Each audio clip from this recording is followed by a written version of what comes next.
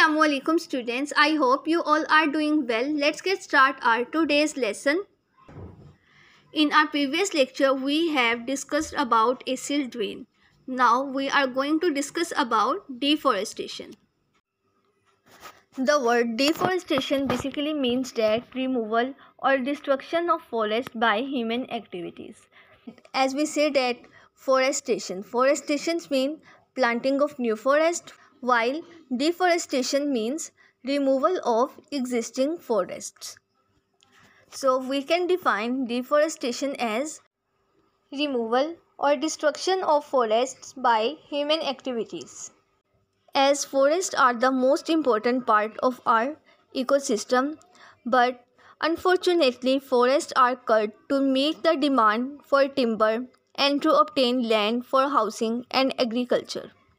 And this activity is adversely affects to our environment, and as a result our ecosystem is destroyed at a very rapid rate. तो students deforestation क्या है? Deforestation अगर आप गौर करें तो ये दो लफ्ज़ का कॉम्बिनेशन है, डी और फॉरेस्टेशन. फॉरेस्टेशन का मतलब होता है न्यू फॉरेस्ट को प्लांट करना, जबकि डिफॉरेस्टेशन का मतलब है जो जंगलात मौजूद हैं उनको रिमूव कर देना, उनको ख़त्म कर देना. तो इंसानी सरगर्मियों के नतीजे में जो जंगलात हैं उनका बहुत तेज़ी से ख़ात्मा हो रहा है. हम जानते हैं जंगलात जो है वो हमारी एक बहुत बड़ी दौलत है, यानी हमारे इकोसिस्टम को मेंटेन रखने में एक बहुत इंपॉर्टेंट रोल प्ले करते हैं. लेकिन जैसे जैसे पॉपुलेशन इंक्रीज़ हो रही है, जो इंसानों की ज़रूरियात हैं उनको पूरा करने के लिए, लकड़ी हासिल करने के लिए, रहने की जगह और खेती बाड़ी वगैरह के लिए हमें ज़मीन चाहिए. तो वो ज़मीन हासिल करने के लिए जो जंगलात हैं उनको काटा जा रहा है, जिसकी वजह से जो हमारा इकोसिस्टम है वो बहुत तेज़ रफ्तारी के साथ तबाह हो रहा है. Let us discuss about some important uses of forest. Forest brings favourable changes in climate. They stop storms and bring rains, and they also filter our air, and in this way they bring very important changes in our environment.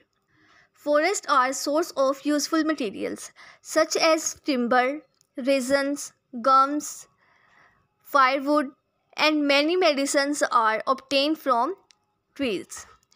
They prevent soil erosion, and they also act as habitat for large number of organisms. तो students forest जो हैं हमारे लिए क्यों इतने important हैं, क्यों हम कहते हैं कि फ़ॉरेस्ट जो हैं वो हमारी एक बहुत बड़ी दौलत है, या फॉरेस्ट जो हैं उनका हमारे इन्वायरमेंट में एक बहुत इम्पोर्टेंट रोल है. तो वो क्या वजूहात हैं जिसकी बेस पे फ़ॉरेस्ट को इतनी इम्पोर्टेंस दी जाती है? तो जो सबसे पहली वजह है वो ये है कि फ़ॉरेस्ट जो होते हैं वो हमारे जो क्लाइमेट है, यानी जो हमारी आबो हवा है, उसमें बहुत फेवरेबल चेंजेस लेकर आते हैं. मौसम को खुशगवार बनाने का काम करते हैं वो फॉरेस्ट करते हैं. यह हवा के अंदर जो प्यूटेंट्स मौजूद होते हैं उनको फ़िल्टर करते हैं और इस तरह से हमारा जो मौसम है उसको खुशगवार बनाते हैं. इसके अलावा फॉरेस्ट जो हैं वो बारिशों का बाइस बनते हैं और जो तूफ़ान वगैरह हैं उनको रोकते हैं. इसके अलावा फॉरेस्ट जो हैं वो हमें बहुत सारे इंपॉर्टेंट मटेरियल्स प्रोवाइड करते हैं, जैसे लकड़ी, इमारती लकड़ी जलाने के लिए जो हम लकड़ी इस्तेमाल करते हैं वो भी हम दरख्तों से लेते हैं. इसके अलावा बहुत सारी जो अदवायात हैं, यानी जो मेडिसिन्स हैं, वो हम फॉरेस्ट से हासिल करते हैं, दरख्तों से हासिल करते हैं. जो दरख्तों के लीव्स होते हैं, उनके बार्क, उनकी रूट्स वगैरह, सीड्स, इनको हम मेडिसिन्स में यूज़ करते हैं. इसके अलावा फॉरेस्ट जो है ये ज़मीनी कटाव को रोकते हैं. ज़मीनी कटाव यानी सॉइल इरोजन. जब बहुत ज़्यादा तेज़ रफ्तारी से बारिश का पानी गुजरे या बहुत ज़्यादा तेज़ हवा चले तो जो ज़मीन की ऊपर वाली सतह है, यानी जो टॉप सॉइल है, वो रिमूव हो जाती है, जिसकी वजह से जो सॉइल के अंदर न्यूट्रिएंट्स वगैरह होते हैं वो भी रिमूव हो जाते हैं. तो अगर दरख्त हों तो दरख्त जो होते हैं उन्होंने अपनी रूट्स के थ्रू ज़मीन को होल्ड किया होता है. इस वजह से अगर बहुत तेज़ रफ्तारी के साथ बारिश का पानी गुजरे या फिर तेज़ी के साथ हवा चले तो जो टॉप सॉइल है वो रिमूव नहीं होती. तो इसलिए हम कहते हैं कि जो ज़मीनी कटाव या सॉइल इरोजन है, फॉरेस्ट उसको रोकने का काम करते हैं. फॉरेस्ट जो है वो बहुत ज़्यादा जानदारों को रहने की जगह भी प्रोवाइड करते हैं, यानी ये एक हैबिटेट के तौर पर काम करते हैं for a large number of organisms. As we have discussed about the importance of forest, So now we know that forests are very important for our environment. Now we are going to discuss about effects of deforestation on our environment. Deforestation affects our environment very badly. It changes weather and climate. As we have already discussed that roots of trees hold soil, so deforestation leads to soil erosion. Deforestation also leads to less rain, as when forests are cut, then the rate of evaporation is reduced, which results in less rain.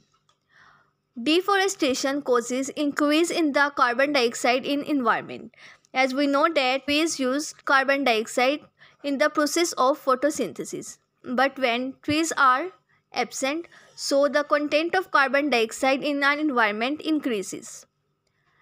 Deforestation also leads to greenhouse effect and global warming, as we know that forests are the natural filters of our environment.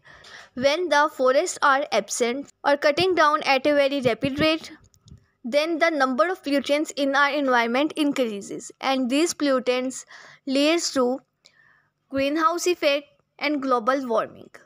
तो students, जो deforestation है यानी जो दरख्तों का कटाव है, उसका हमारे माहौल पर क्या असर पड़ता है। तो जो इसमें सबसे पहला इफ़ेक्ट है वो ये है कि जो डिफॉरेस्टेशन की वजह से हमारा मौसम, जो हमारी आबो हवा है, उसमें बहुत ड्रास्टिक चेंजेस आ रहे हैं। इसके अलावा जो डिफॉरेस्टेशन है वो सॉइल इरोजन का बायस बनती है, यानी जो ज़मीनी कटाव है उसका बायस बनती है, क्योंकि जब दरख्त मौजूद नहीं होंगे, दरख्तों की जड़ें जो है उन्होंने ज़मीन को नहीं पकड़ा होगा। इस वजह से जब बहुत तेज़ रफ्तारी के साथ बारिश का पानी गुजरे या तेज़ हवा चले तो जो ज़मीन की टॉप सॉइल है वो रिमूव हो जाती है, और इस प्रोसेस को हम सॉइल इरोजन कहते हैं। हमें पता है कि जो ट्रीज़ में ट्रांसपायरेशन हो रही होती है, यानी जो पौधे के लीव्स होते हैं वहाँ से वाटर वेपर्स जो हैं वो बनकर हवा में रिमूव हो रहे होते हैं, और इस प्रोसेस को हम एवापोरेशन कहते हैं, यानी पानी का बुखारात बनकर हवा में शामिल हो जाना।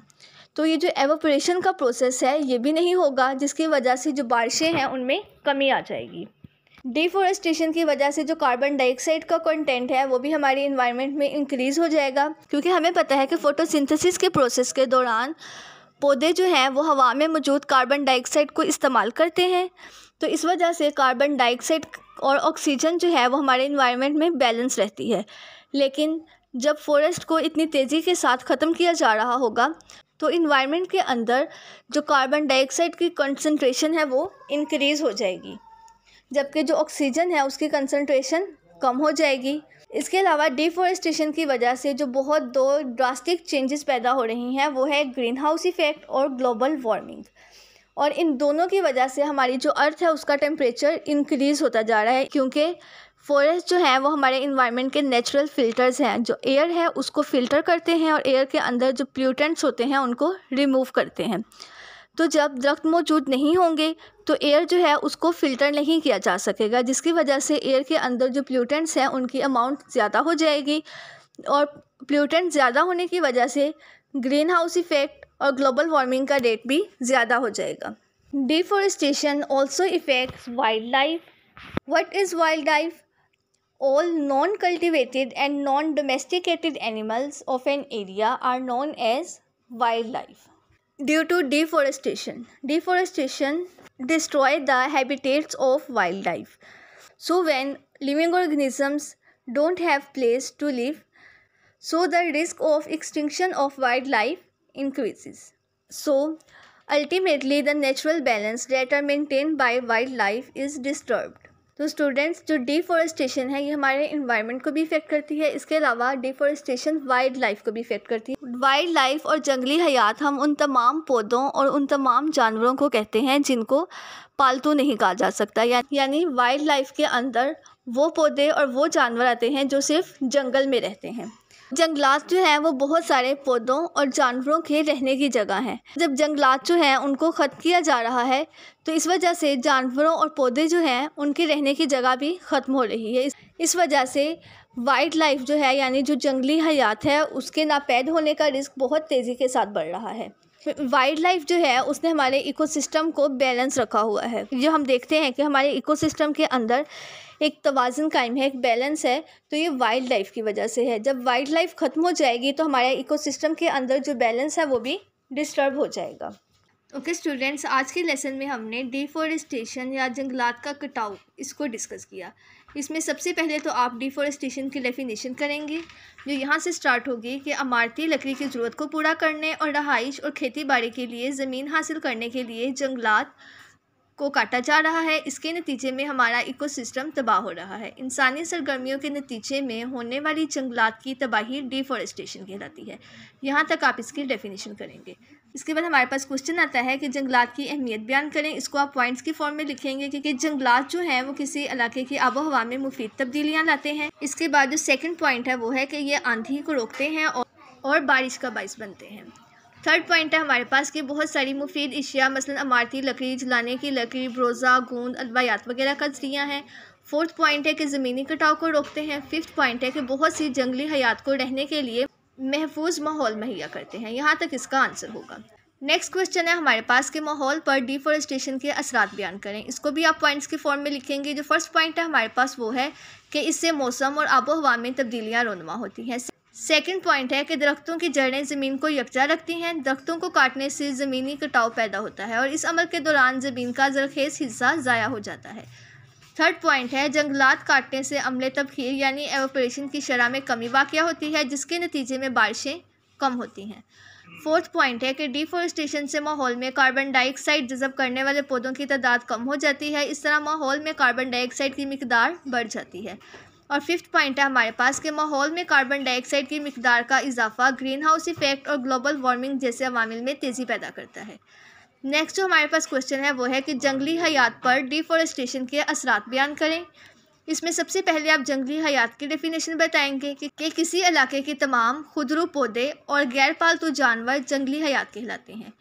और इसके बाद जंगली हयात पर डिफॉरेस्टेशन के जो असरात हैं उसको आप पॉइंट्स के फॉर्म में बताएंगे कि डिफॉरेस्टेशन जंगली हयात के मसाकिन को तबाह कर देती है। सेकंड पॉइंट है कि इससे जंगली हयात के नापैद होने का खतरा बढ़ जाता है। और थर्ड पॉइंट है हमारे पास कि जंगली हयात की वजह से कायम शुदा कुदरती तवाज़ुन बिगड़ जाता है।